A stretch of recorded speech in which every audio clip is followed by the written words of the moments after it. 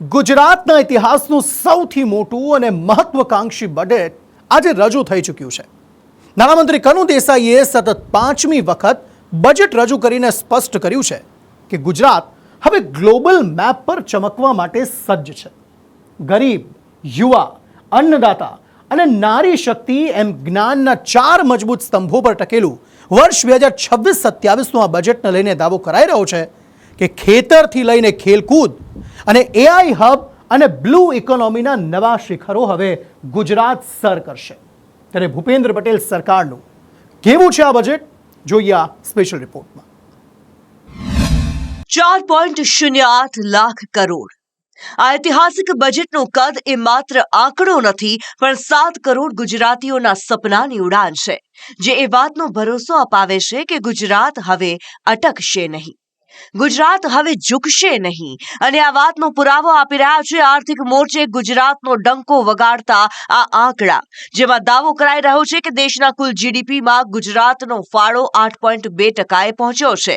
આપણી માથાદીઠ આવક વધીને 3.1 લાખ થઈ છે, જે રાષ્ટ્રીય સરેરાશ કરતા 60% વધુ છે। એટલું જ નહીં, વર્ષ 2026-27ના આ બજેટનો પાયો છે જ્ઞાન મોડેલ। G એટલે ગરીબ, Y એટલે યુવા, A એટલે અન્નદાતા અને N એટલે નારી શક્તિ। આ 4 સ્તંભોને મજબૂત કરી ગુજરાત દરેક ક્ષેત્રે નંબર 1 બનવા જઈ રહ્યું છે। નાણામંત્રી કનુ દેસાઈ દ્વારા સતત 5મી વખત રજૂ કરાયેલા બજેટની મુખ્ય વાતો પર નજર કરીએ તો ગુજરાતને સેમિકન્ડક્ટર હબ બનાવવા માટે ધોલેરાસરમાં ઉદ્યોગો માટે 1100 કરોડની ફાળવણી કરવામાં આવી છે। તો આ સાથે જ ગુજરાતને space manufacturing hub, AI hub, semiconductor અને ઇલેક્ટ્રોનિક્સ હબ, લગ્ન સ્થળ માટે wed in Gujarat campaign, Ambaji corridor અને વિશ્વ કક્ષાની સુવિધા માટે 300 કરોડ, સોમનાથ ગ્લોબલ ડેસ્ટિનેશન માટે 20 કરોડ અને ગુજરાતના દરિયાકાંઠે બ્લુ ઇકોનોમીને વેગ આપવાની જાહેરાત કરવામાં આવી છે, જેના માટે કરોડો રૂપિયાની ફાળવણી પણ કરવામાં આવી છે। સામાજિક સુરક્ષા, માનવ સંસાધન વિકાસ, માળખાકીય સુવિધાઓ તથા આર્થિક વિકાસ અને ગ્રીન ગ્રોથ એમ 5 સ્તંભ પર આધારિત આ બજેટ છે। ફાસ્ટ ઇન્ફ્રાસ્ટ્રક્ચર અને આધુનિક પરિવહન સેવાઓ સાથે ઓલિમ્પિક રેડી અમદાવાદ માટે 1200 કરોડથી વધુ રૂપિયાની ફાળવણી આ બજેટમાં કરી છે।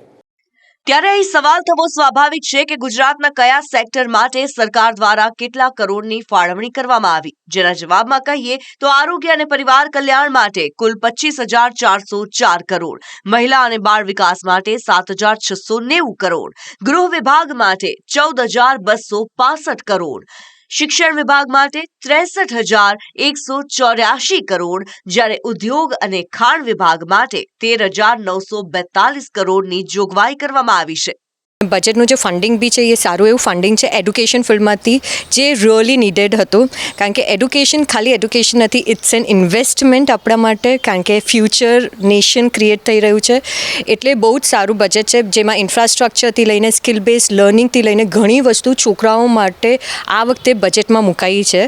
ગુજરાતની મોટા ભાગની વસ્તી ખેતી અને પશુપાલન પર નભે છે, ત્યારે આ બજેટમાં શહેરોના વિકાસની સાથે ગ્રામીણ વિકાસ પર પણ ભાર મૂકવામાં આવ્યો છે।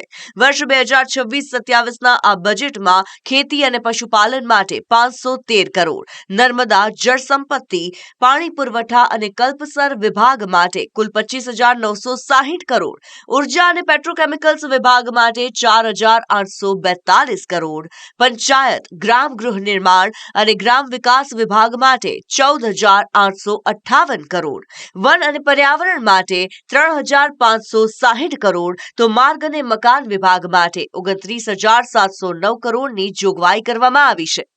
વાતો કરતા હતા તબેલા કરો, પશુના રક્ષણ કરો, પશુઓ દુધારા પશુઓને ભેગા કરો, પણ એ વાતો જ હતી। આ વખત પહેલી વાર એમણે 32 કરોડની જોગવાઈ કરી, એ બહુ આનંદદાયક છે ખેડૂતોમાં, પશુપાલકો માટે।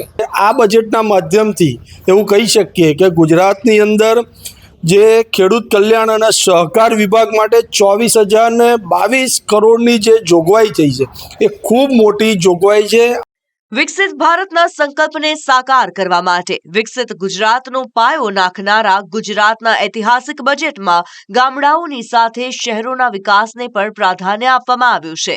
શહેરી વિકાસ અને શહેરી ગૃહ નિર્માણ માટે 33,504 કરોડની ફાળવણી કરવામાં આવી છે, તો રમતગમત, યુવા અને સાંસ્કૃતિક પ્રવૃત્તિઓ માટે 2,006 કરોડ, પ્રવાસન, યાત્રાધામ અને ઉડ્ડયન માટે 870 કરોડ, જ્યારે બંદરો અને વાહન વ્યવહાર વિભાગ માટે 4,314 કરોડની જોગવાઈ કરવામાં આવી છે. બિઝનેસ ડેવલપ કરતા આપણું ગુજરાત ઓલરેડી એક પ્રોગ્રેસિવ સ્ટેટ તો છે, એટલે એને કન્ટિન્યુટી સપોર્ટની ઓલવેઝ જરૂર હોય, એ આ બજેટ પૂરું પાડી રહ્યું છે. ટૂંકમાં કહીએ તો ખેડૂતોની સમૃદ્ધિ, યુવાનોને રોજગાર અને બહેનોનું સન્માન કરતું આ બજેટ દરેક ગુજરાતીના આત્મવિશ્વાસનું પ્રતિબિંબ હોવાનો દાવો કરાઈ રહ્યો છે. બ્યુરો રિપોર્ટ, સંદેશ ન્યૂઝ.